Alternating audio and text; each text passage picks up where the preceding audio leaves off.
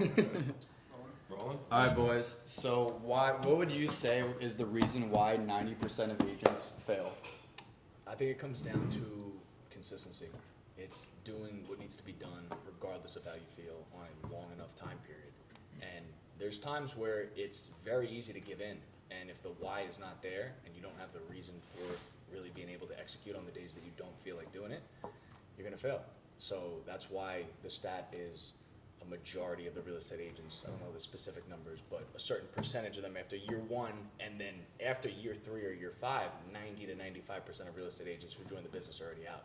Because they come into it seeing Selling Sunset and owning Manhattan, and they see all these fancy shows, $40 million house, this and that, but they don't understand the other side of the business on being able to know what you're doing first and foremost, being able to help sellers get top dollar for their property and make this the easiest thing that they've ever done, while also having the process be as short as possible for them. We don't want to drag this out. When their home is on the market for weeks and weeks on end, having random people essentially walking in and out of your house, a lot of them don't wear shoe coverings, they make a mess, they use the bathroom, it's a mess. Right. So what I try to do is optimize the way that we market the property, so that way the property gets listed on a Thursday, then Saturday and Sunday we host the open houses, and then Monday and Tuesday we're going over offers, and by that time the next week on the next Thursday we're already under contract. I think most people are just so used to, instant gratification. So they think they're going to hop in this business and within a month they're just going to be a millionaire. When this business is truly delayed gratification, it takes time, like you said, consistency at the end of the day. I think also it's a big part of it is the accountability and not surrounding yourself with like-minded individuals. Like I think when you start off, you should get into mentorship. You should have join a team, like get around people that are going to be able to minimize that learning curve, because obviously if you can see results faster than doing it on your own, like it's still going to take a lot of time, but if you're able to at least maybe knock off a year or two of what it would take you if you're doing it on your own, like that's another big thing. Like if I knew that without a team it would take me 10 years or less or more to get to where I want to be, I mean, I think it would be very unmotivating. I think if I would have thought about that before I got in, it probably would have really affected my decision to get into it. And I guess that also goes to another question, guys. What do you think is things that you wish you would have known before you got into real estate? You rephrase that again? What? Like just say it one more time, but a little shorter. Oh, what do you guys think is something you guys would have known? Fuck. What is one thing you guys wish you would have known before getting into real estate? That it's going to take so much longer than I expect to get to where I want to go. Yep. Like, I mean, you're seriously talking about 1,000 to 2,000 hours of hard work that nobody sees, because real estate is a luxury business. Yep. But what people don't understand, what I didn't understand at first, is when you get in it, the countless amount of hours you spend doing the back end of things, the trainings, 7 a.m. role plays. Nobody's going to see that. What people are going to see is when we're closing a $3 million listing, but it took 400 role plays and reps to be able to build that confidence and charisma to be able to apply to that close. I think mentally is the biggest thing. So in real estate, obviously you have to be able to take a punch. So like whenever you first get into it, you're going to get a lot of no's, and you're going to have a lot of people telling you can't do it. And then a lot of people will live in like their hometown they grew up in, and people are going to say, oh, look, Mr. Realtor, Mr. Real Estate Agent, all you got to do is nod, smile, and say, all right. You just got to have like, it's a certain mental like standpoint to where you have to be so mentally strong to be able to do it. And that's why people fail, because people care about what other people think. They care about people saying, you can't do that, you're out of your mind for that. You just got to look at it and say, all right, and then just go do it. Can I get you guys' thoughts on a statistic? There are more real estate agents than homes for sale on the market. What do you think that says about the current state of where real estate agents are in the U.S.? I think that people see the opportunity with real estate, Yep. which there's no denying that. There's a lot of opportunity with real estate. I feel that the reason why there's so many people in it and that why so many fall through is because they come into it with false expectations of what's actually going to happen and expect things to be handed to them, joining a brokerage and then just expecting listings to just arrive at your doorstep without having the mentality to go after and get what you deserve, and being able to help people and be able to show your unique value proposition and show why you're different. Like myself and Charles, we're on the #1 real estate team in New Jersey with the Robert Dugansky team. Our team has sold over $2 billion worth of sales, over 10,000 homes. across Google and Zillow, over 2,000 reviews, 5-star reviews on both. So having a good brand behind yourself is extremely important when people are selling the largest asset of their life. Having a good, credible team of people, not just one agent, but an entire team of people that are working with a home seller to help them maximize their value is extremely important. Well, and I think like the real estate industry, it's such a low barrier of entry. So any Joe Schmo can go out and get, take the test and pass and think they're going to make a bunch of money that coming up year. But so it's just, I think it's extremely saturated because of that low barrier of entry. With there being more real estate agents and homes on the market, what are you doing to stand out from every other million real estate agents? I don't stop.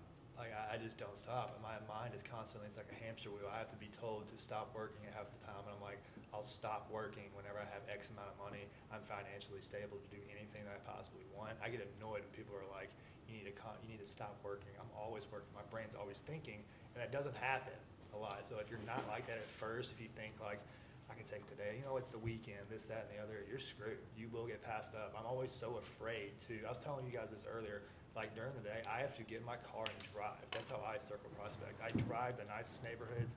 I drive through the city, and I specifically find it. Nobody else is doing that. That's why, I succeed more than they do.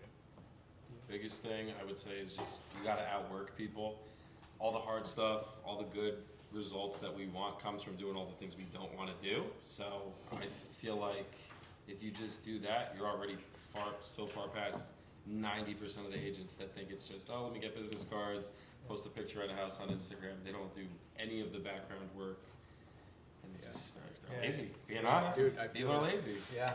I go big into like the personal development aspect of it. Like I aspire to be the person that I respect and admire, and I feel like in the business, when you work with someone and you can actually respect them as a person, like someone that takes care of himself, like they're like sharp as a tack, like in shape, like just sharp, like genuine.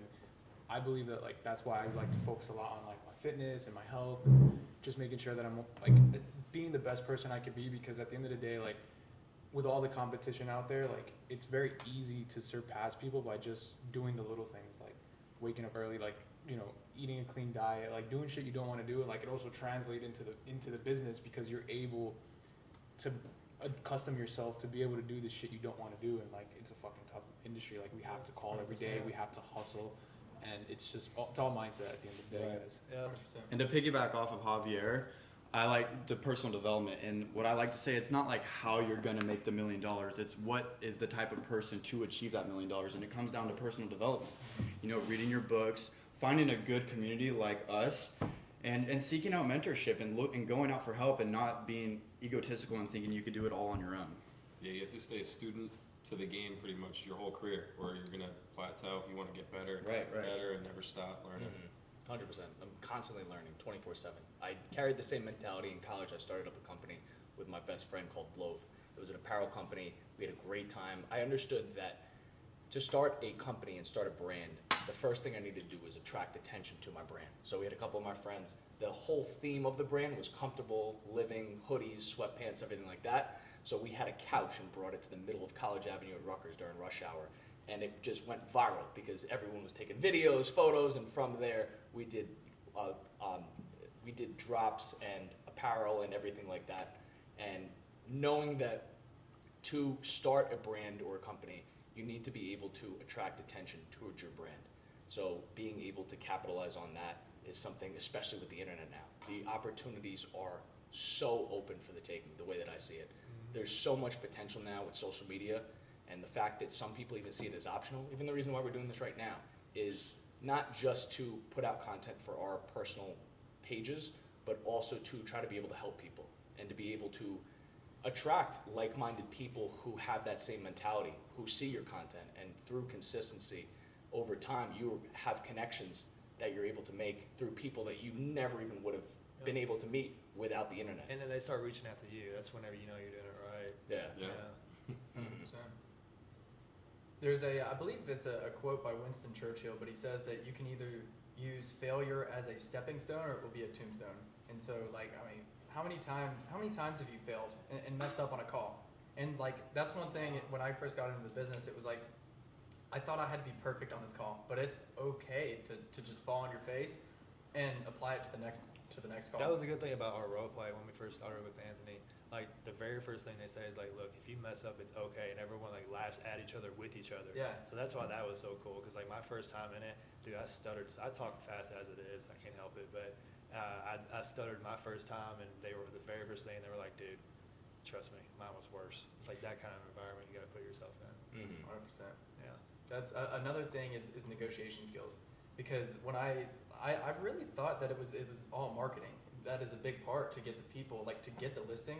But how are you going to respond and defend your client when you receive an offer that's 80% of asking value? And that's why like I love when like people the sellers try and get us to lower our commission. It's like genuinely, if I'm not able to defend myself, my money, to put the food on the table for my family, how do you expect me to negotiate on your behalf? Yep. And so it's like, And then also they don't understand. So whenever you're talking about like the commission and stuff, you're not just selling their house. You're also giving them the marketing. You're doing the marketing. You're paying for the videography. You're doing this. You're doing the photography. You're doing the flyers. You're doing They're paying for that too. yeah.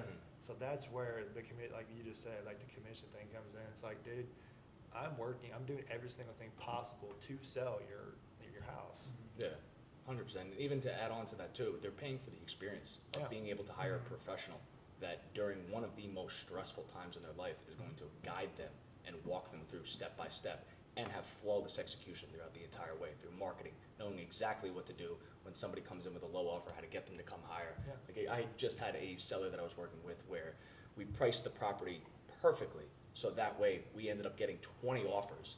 We had 5 of them that were $75,000 above the asking price. Nice. Waived inspection, waived appraisal. My seller needed a little bit more time in her home because she didn't have a place directly to go to. So it's nervous, listing your house without having the place that you're going into.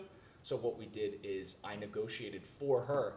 A use and occupancy is where the seller, after closing, can stay in their home until they're moving into their new home. And I negotiated, this deal was done in February, a free use and occupancy until the end of June. Nice. So completely for free for the seller. And that's something where when you have multiple offers and you're able to attract written contracts, that's my goal as the agent for you, is I'm looking to get as many physical contracts in front of you so that way we can go through the terms and the specifics of them together, and having people that are very serious, and it shows by them submitting the pre-approval with the offer, showing them, all right, I want this house. And then as soon as they submit the offer, there's something psychologically that they're like, all right, this is my house. So that way, if you have 20 people that are saying this is my house, they're going to get into a bidding war, and they're going to want it and be able to help my seller get the best terms possible. Yep. Yeah, and I think to piggyback off that, man, that's really what separates the GOATs from the regulars. It's actually taking the time to like learn the business, learn all the tactics, learn all the like loopholes that are going to help your client and produce the best possible results for them. At the end of the day, like everybody that's just getting their real estate license to just get a listing, they're just putting a for sale sign and just like leaving it to God, And at the end of the day, like you have to actually know how to move your listings. You have to know how to move your offers. You have to know how to service your client. It's that, red carpet, white glove service. And that's really where the value comes in. And, at the end of the day, there's always going to be those people that are like, I'm going to work with the guy for 1%. I'm going to work with the guy for 2%. Like, all right, you're going to get 1%, 2% effort. So that's why the value. That's why. 100%. That's why also like on all of our social medias, people might look at it and think like, oh, they're cocky or they're this and that and the other. But you got to think, okay, if you're going up to somebody to sell their house, the first thing they're going to do is they're going to look you up on Instagram or on Facebook. I don't want to look like a chump that doesn't know what I'm doing, not have all my my shirts tucked in, my hair done, whatever. It's not right now because we're in Florida, but like when they look at your account, the professionalism of your account is the number one thing you have to work on. That goes with it being buttoned up. They're not going to work with you if you don't know your stuff, and they'll figure it out fast. They'll question you, especially for sell-by owners. They'll ask you certain questions to try to get you. Yeah. They'll be like, oh, they'll ask this, that, and the other, and then they'll see if you actually know it.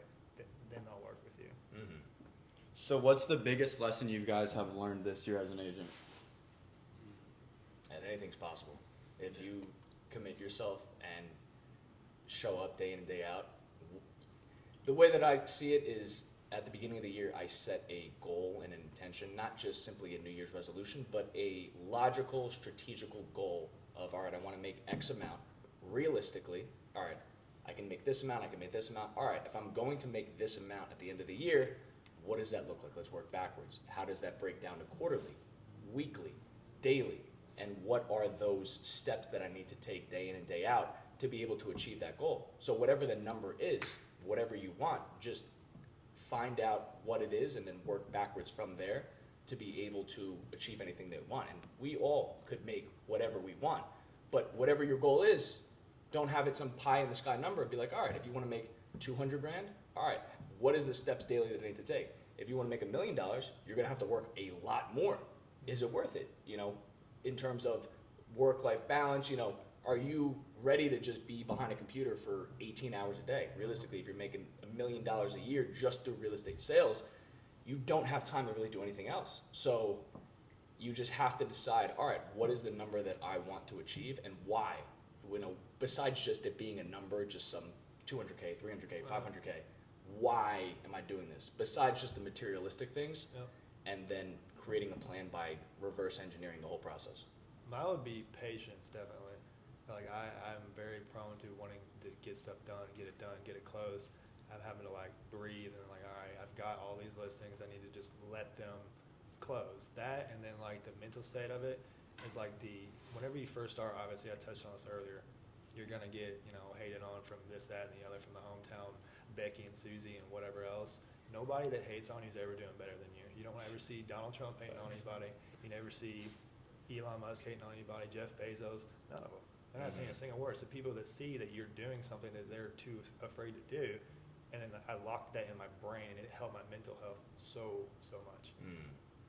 100%. And at least the way that I see it too is I've been more than fortunate. Everybody that I've came across with over the last 3 years, 5 years, people that I've known growing up, it almost seems like just because I have the good heart and the mentality of trying to help everyone around me and help bring everybody else up, I really, at least from my perspective, don't really receive any hate. Maybe it's because I'm not taking as many risks, but everyone seems like they're in my corner just rooting for me to succeed because I'm in their corner rooting for them too and encouraging them on the days that they don't feel like it. And just that kind of good vibes and good energy back and forth, people can pick up on that immediately. And if you have someone else's best intentions at heart and you actually care for them and you check in on them and see how they're doing, that kind of bond is very strong. And having a team of good people around you is one of the most important things. That's why we're family, man. It's me, my brother, my dad's partner, and my dad on our team, and then we have our brokers, obviously. But that's what, like, I always say, it's like I always trust somebody with my last name. Speaking of your brother, Bryce, get in here. What's going on, boys? How you doing? Right here. Perfect. Papa's got me. I just choked on my spit. What has been the biggest thing you've learned this year as an agent? Oh, that is possible.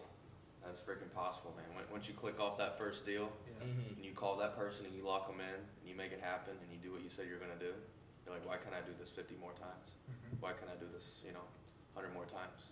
Hell yeah, bro. That is possible, Yeah. honestly. Yeah, my biggest lesson is a very personal one actually, because I've recently just started getting more into listings, and I started my career really just focusing a lot on buyers my first 2 years, strictly buyers, and buyers are like a whole different ballgame than actually working with a seller. So I think I've learned to be able to like have these tough conversations, like have that real talk with my sellers, and like move the listings the way they have to move. Patience. At the end of the day, like when I got my first listings ever, like my first listing ever actually expired because I never had the talk with the seller, like, dude, we need a price reduction, like we got to do this, we got to do that. And for me, it was like a big like learning moment, like, all right, like I got my first listing and I didn't sell it, so it's like You gotta unfilter yourself. it just kind of hit me. I was like, all Don't be right, like scared if I to hurt their really feelings. got to sell these things, like I have to know how to like not negotiate with just the offers that are coming in, but negotiate with the seller himself. Yep. And for me, that's the biggest thing, and I was actually a blessing to have that happen to me, because ever since then I've just been more aggressive. I've been more just knowledgeable, doing more research, and just being able to like actually be able to like move my listings now. So Absolutely. that was a big thing for me. I was asking Brian this. What's your why? Why do you do it? My why? Yeah, what's your why? You gotta have a why. Everyone has to have a why. What's yours? Dude, my why is very personal, man. Like I grew up like really with nothing. Like my parents don't even own real estate. Like grew up in a 1-bedroom apartment. Like moved out at 19, like with like siblings and shit, because I just couldn't stand sleeping on the couch. So for me, it was like, dude, I always knew I was supposed to be better than what I had, and I love my parents to death, but you know, I want to just give back. I want to just show them that like it's possible, because I don't think they ever had that mindset. They were just kind of always complacent, like they worked hard their whole life, and I just want to be able to like show them like that, like they have something to be proud of, and I got to be that person. Being the oldest of my family, of my siblings, it's definitely like I feel the pressure. Yeah. 100%, and we could all say our whys too. My why is really being able to take care of my family. I've been more than blessed to have a fantastic upbringing, and my parents have given me absolutely everything and more. And being able to retire my parents, be able to take care of them, give my mom and my dad a nice beach house on the sand, overlooking the water with a beautiful view, have my grandma and papas that were there as well too, and really being able to take care of the people that have been in my corner since day one, and being able to give them absolutely everything and more is something that keeps me motivated every single day. Do you think that translates to how you treat your clients? Of course, I treat the clients the same way. The way that I form relationships with people in general is I treat the people that I am working with real estate, helping them sell their home or purchase a property, as if they are my family. So it's like it's us against the world. We're trying to help you get exactly what you're looking for, and I have that same kind of mentality to where any one of the clients that I'm working with, where we're serious and we're helping you either secure a property or sell your property and move, that we are 100% on the same page into making it happen, and that extra effort comes through as if I'm treating them exactly like my family. Mine would be like in life, when it comes down to it, you have experiences and memories. You know, we don't get to take the money with us, but in order to create some of those experiences and memories, like you got to get your bag up. Like we all want to go on the yacht and go, you know, fly private and drive the cool cars and all that. And we want all our friends and family to be a part with it. So, you know, who's gonna get it done? You know. I have a question actually. Like, what do you guys think about people that, you know, have, and it's not even related to real estate, but it kind of translates. But you know, a lot of people always say like, hey, like it's not about like what you have or like what you show off. Like you could have all the money in the world and not show it off. Like, what is your guys' opinion on that? Like, I personally believe that like when you have money, you should have nice things, not because it matters, but because you have to be an example of what's possible. Like if you see someone rolling down in a car that you like, you know, regular car, like you won't know that they're at that status in their life to be able to like question them. Like, you know, if I see Gage rolling up in a McLaren or Lamborghini, I'm gonna pull up on him and I'm gonna be like, dude, like I love the car. Like, what do you do? So what is your guys' opinion on that? I think you gotta walk like Bruce Wayne. You gotta be like Batman. You literally gotta act like, I'm serious. You gotta act like you're not, like, it should be obvious. It needs to show for itself. You don't need to talk about it. You don't need to do this. You don't need to do that. People will know. Yeah. Like if you're driving a certain car, they'll know. If you're wearing a certain thing, they'll know. Right. Yeah. Be the calmest guy in the room, and they'll know. They'll see your watch. They'll see whatever, and you're not talking about it. They'll know. You just gotta. I always say that. I'm like, dude, I want to drive a Batmobile and be like Batman. Dude, in a way though, I kind of want to be like Adam Sandler, like wearing basketball shorts, low key, just filthy millionaire. No one really knows. But I think it's subjective. Depends what field you're in. Like we have to present ourselves like top dollar every day because we're representing people. Biggest transaction of their life. You know, you have to look to present that way all the time. But you know, when I get older, I'd like to kind of be like low key, like basketball shorts, just kind of, you know, wealthiest guy in the room, but it's quiet. You know, just low key.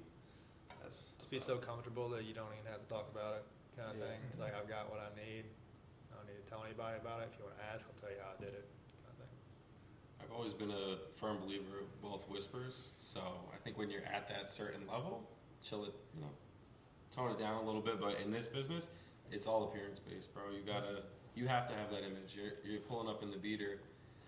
They're probably not going to want to work with you. You got to have that car, have that persona, and even working on yourself. Like that's a big part of money too. Like our team leader, he spends what, $100K a year on Tony Robbins. Like that's something that you always have to do, personal growth. And I feel like that's, you know, something that is, it's like people can't take knowledge away from you. You know what I'm saying? So like besides the material stuff, you got to invest in that, which is going to be overall something people notice too. People could tell when you don't have the success, and people could tell when you're successful just by how you maneuver, how you do day-to-day life conversations and everything like that. Yeah, well, we're not just selling a house; we're selling ourselves and a lifestyle. Yeah. Hey, I gotta say something. Can we get the biggest killer in the room? Yeah, Henry. Come on. Look at this guy. I'm just saying that. Let's go. Let me come here. I'll be right back. All right. We're gonna get ready here in a little bit. Mhm. One Okay. thing. And should we move that camera a little bit over? Or is it Yeah. fine?